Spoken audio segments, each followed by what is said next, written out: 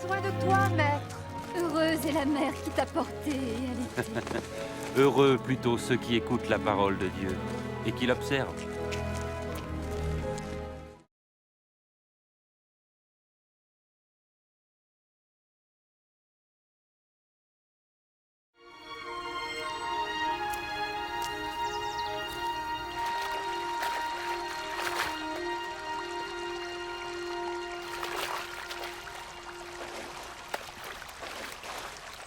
Apprends-nous à prier, comme Jean l'a appris à ses disciples. Quand vous priez, dites « Notre Père qui es aux cieux, que ton nom soit sanctifié, que ton règne vienne, que ta volonté soit faite sur la terre comme au ciel. Donne-nous chaque jour notre pain quotidien. Pardonne-nous nos offenses, comme nous pardonnons aussi à ceux qui nous ont offensés. Protège-nous contre la tentation et délivre-nous du mal. »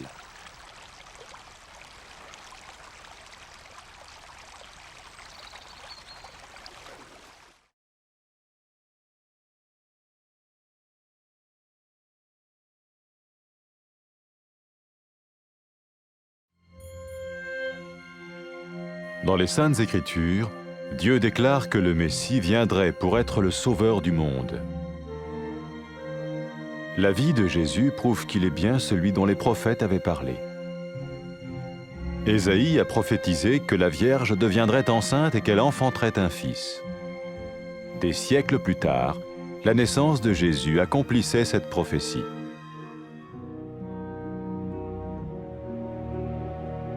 Les Saintes Écritures déclaraient que le saint à naître serait appelé le Fils de Dieu.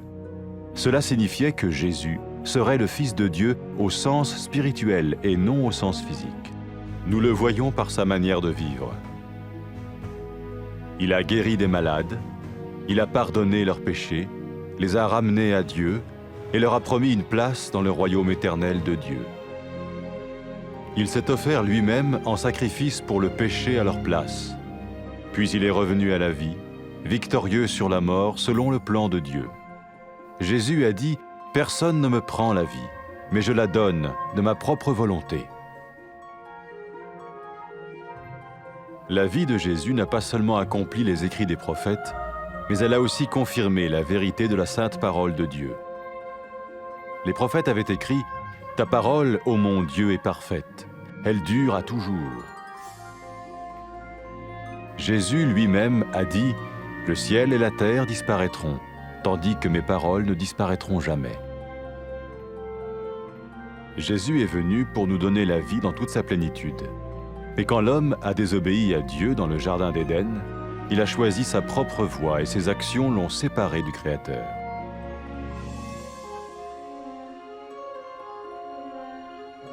Les Saintes Écritures déclarent que tous ont péché et que le salaire que paye le péché, c'est la mort.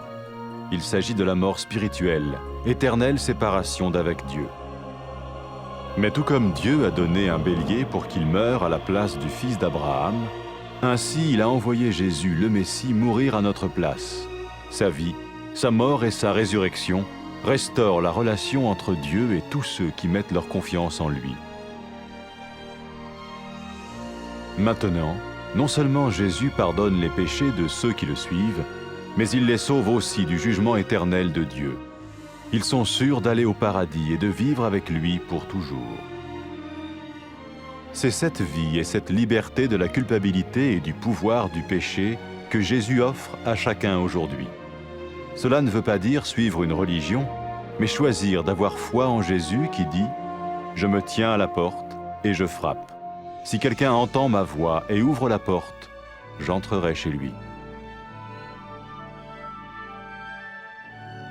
Cela veut dire se tourner vers Dieu et croire que Jésus vient dans nos vies pardonner nos péchés et nous rendre tels qu'il veut que nous soyons.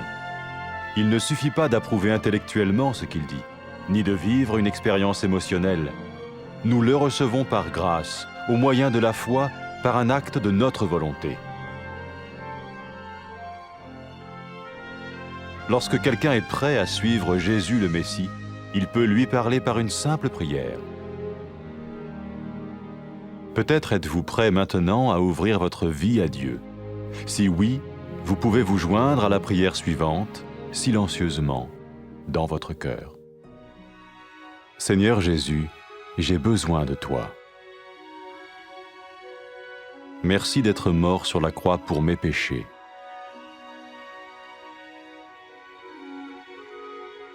Je confesse mes péchés et je m'en repens.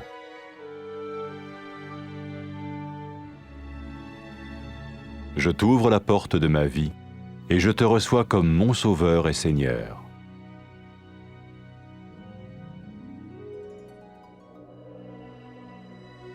Merci de me pardonner mes péchés et de me donner la vie éternelle.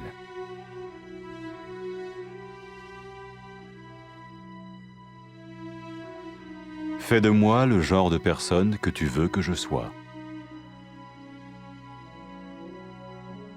Maintenant que je deviens l'un de ceux qui te suivent. Amen.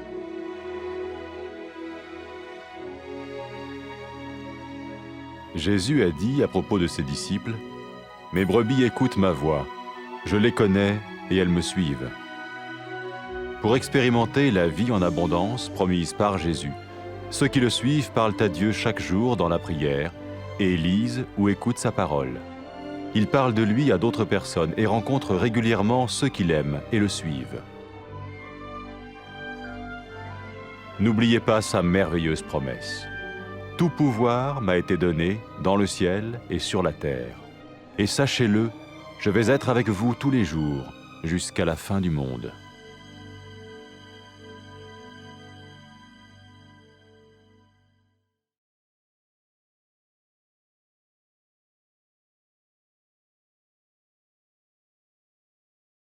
Nous avons besoin de toi, Maître. Heureuse est la mère qui t'a porté et allaitée. Heureux plutôt ceux qui écoutent la parole de Dieu et qui l'observent.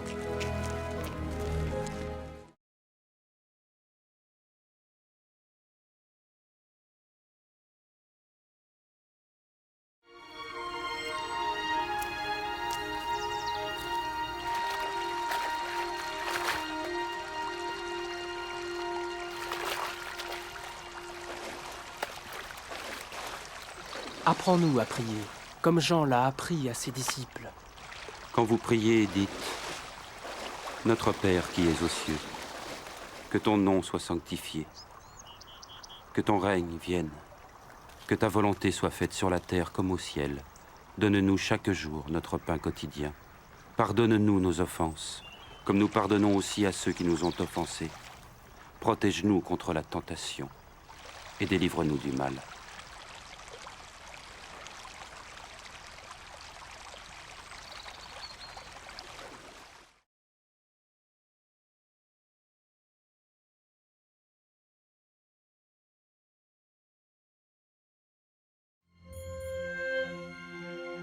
Dans les Saintes Écritures, Dieu déclare que le Messie viendrait pour être le Sauveur du monde. La vie de Jésus prouve qu'il est bien celui dont les prophètes avaient parlé. Ésaïe a prophétisé que la Vierge deviendrait enceinte et qu'elle enfanterait un fils. Des siècles plus tard, la naissance de Jésus accomplissait cette prophétie.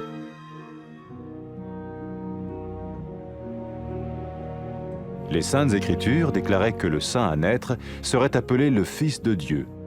Cela signifiait que Jésus serait le Fils de Dieu au sens spirituel et non au sens physique. Nous le voyons par sa manière de vivre. Il a guéri des malades, il a pardonné leurs péchés, les a ramenés à Dieu et leur a promis une place dans le royaume éternel de Dieu.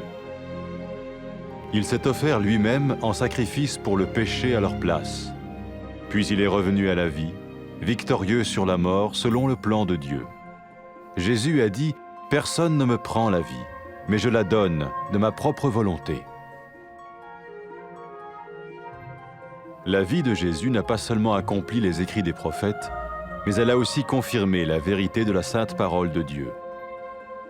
Les prophètes avaient écrit « Ta parole, ô mon Dieu, est parfaite, elle dure à toujours. » Jésus lui-même a dit « Le ciel et la terre disparaîtront, tandis que mes paroles ne disparaîtront jamais. »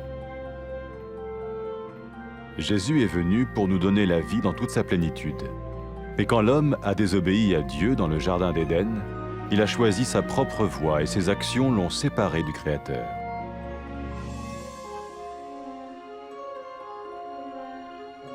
Les Saintes Écritures déclarent que tous ont péché et que le salaire que paye le péché, c'est la mort. Il s'agit de la mort spirituelle, éternelle séparation d'avec Dieu. Mais tout comme Dieu a donné un bélier pour qu'il meure à la place du fils d'Abraham, ainsi il a envoyé Jésus, le Messie, mourir à notre place. Sa vie, sa mort et sa résurrection restaurent la relation entre Dieu et tous ceux qui mettent leur confiance en lui.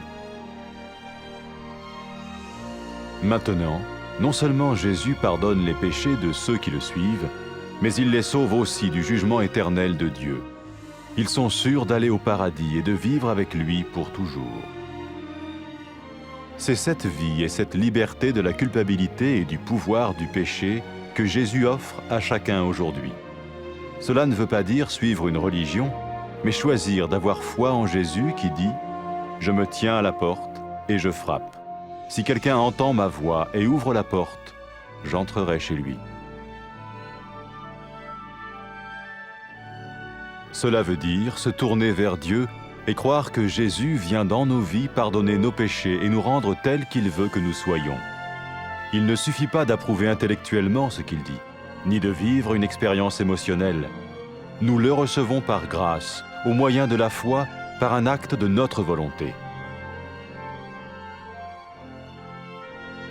Lorsque quelqu'un est prêt à suivre Jésus le Messie, il peut lui parler par une simple prière. Peut-être êtes-vous prêt maintenant à ouvrir votre vie à Dieu. Si oui, vous pouvez vous joindre à la prière suivante, silencieusement, dans votre cœur.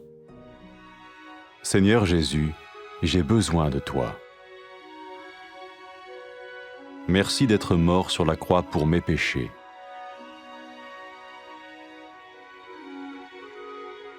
Je confesse mes péchés et je m'en repens.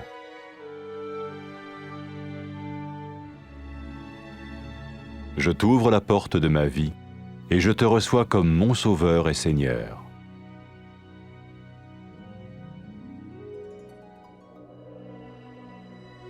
Merci de me pardonner mes péchés et de me donner la vie éternelle.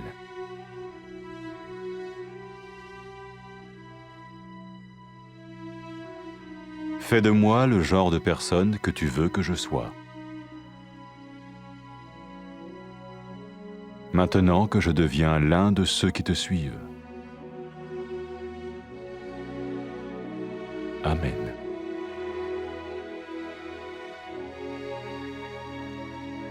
Jésus a dit à propos de ses disciples, « Mes brebis écoutent ma voix, je les connais et elles me suivent. » Pour expérimenter la vie en abondance promise par Jésus, ceux qui le suivent parlent à Dieu chaque jour dans la prière et lisent ou écoutent sa parole.